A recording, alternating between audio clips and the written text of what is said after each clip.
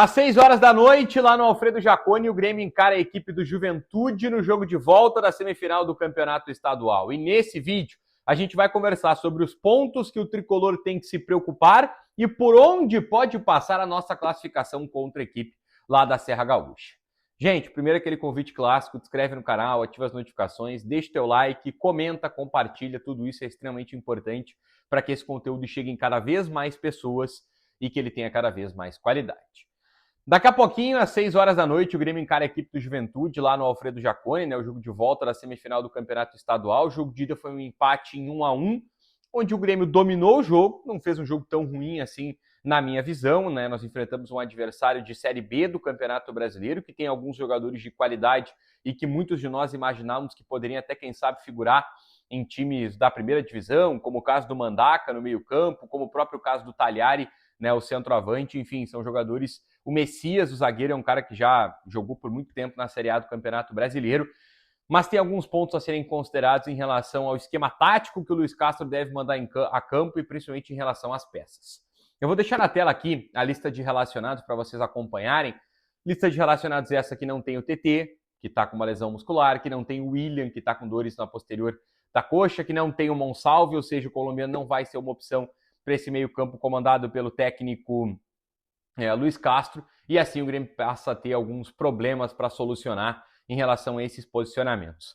Eu vou deixar na tela aqui aquele que eu particularmente imagino que vai ser o time titular, com não muitas mudanças, né? Apenas o ingresso do Pavon na ponta direita na vaga do lesionado TT, o Amu sendo titular pelo lado esquerdo, o Noriega voltando a ser o primeiro volante titular, ele que cumpriu suspensão no jogo de ida, o Balbuena mantido dentro do sistema defensivo, e ali vocês podem observar que tem uma posição que não tem um nome definido, e é sobre essa posição que eu quero conversar aqui no vídeo com vocês.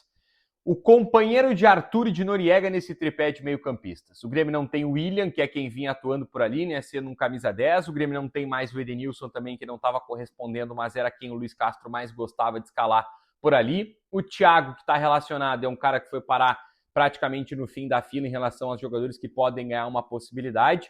E dois atletas disputam essa posição. O Dodi, cara já mais experiente, já mais afirmado, e o Jefinho. E essa posição é uma posição fundamental dentro do time do técnico Luiz Castro. A gente vai conversar sobre ela, porque eu vou deixar na tela aqui para vocês aquele espaço que eu sempre falo, que é um que o Grêmio tem muita dificuldade de ocupar, que é a entrada da área do adversário. Né? O Juventude, que joga com 3 defensores, até não coloquei a escalação na nominata do Juventude, porque pode ser que mude muito, vai ter a volta do Rodrigo San, não vai ter o Patrick Lanza, o lateral esquerdo, autor do gol no jogo de ida, né? O empate 1-1 dentro da arena.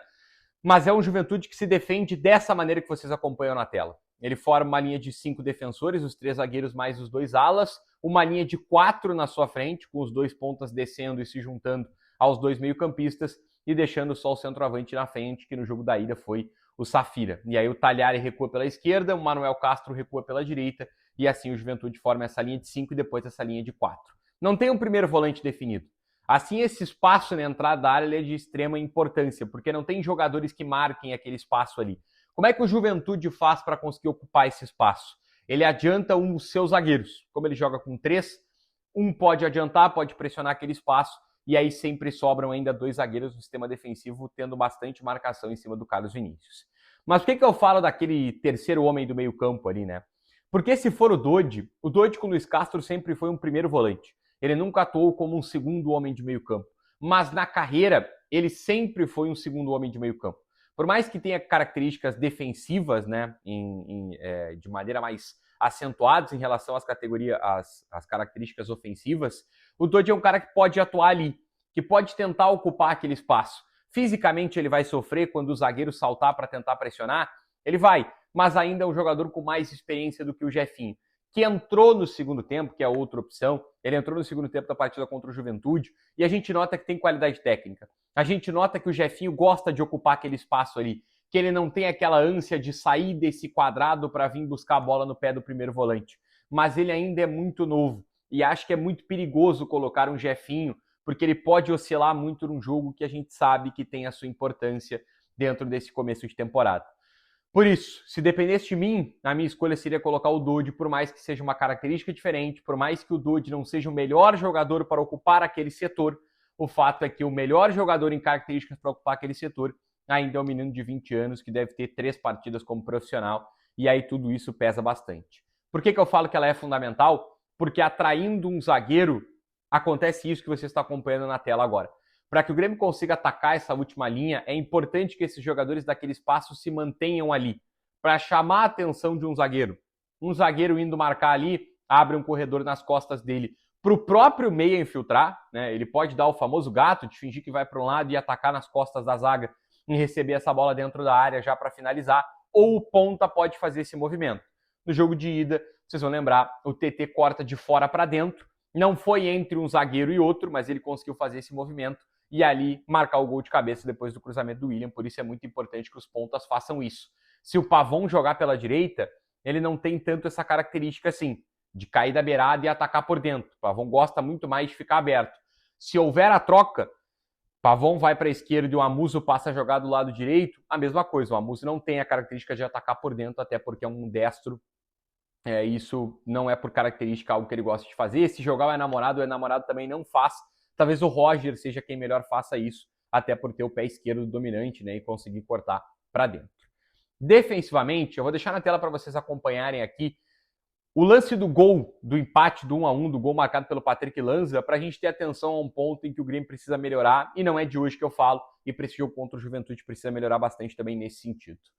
O Juventude, ele fecha os seus pontas, né, eles jogam por dentro, como vocês estão acompanhando na tela, e abre os seus alas e joga com os 3 zagueiros, os 2 volantes, os alas bem abertos, e aí os 2 pontas caem para dentro e se juntam ao centroavante.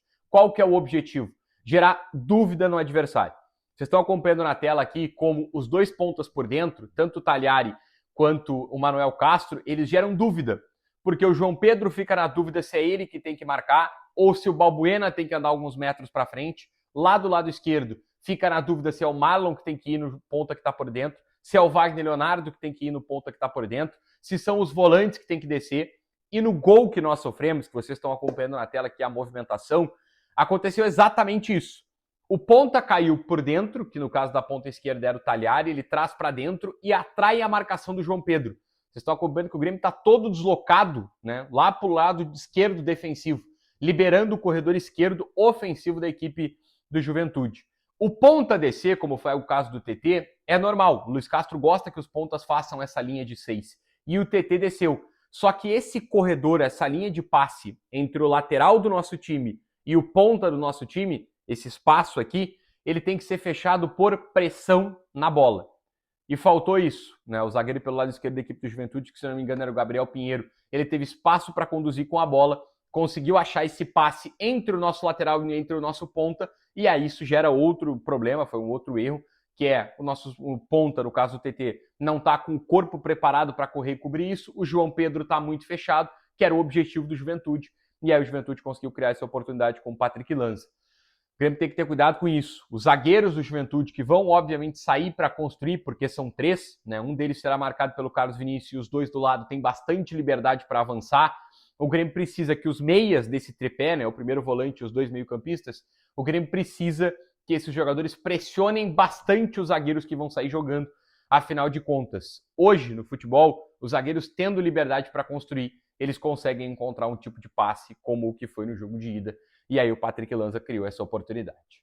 Para fechar, repetindo, eu iria com Dodi no meio campo. Eu gosto muito do Jefinho, acho que ele tem muita qualidade, mas não sei se é um jogo para colocar um menino numa fogueira desse tamanho.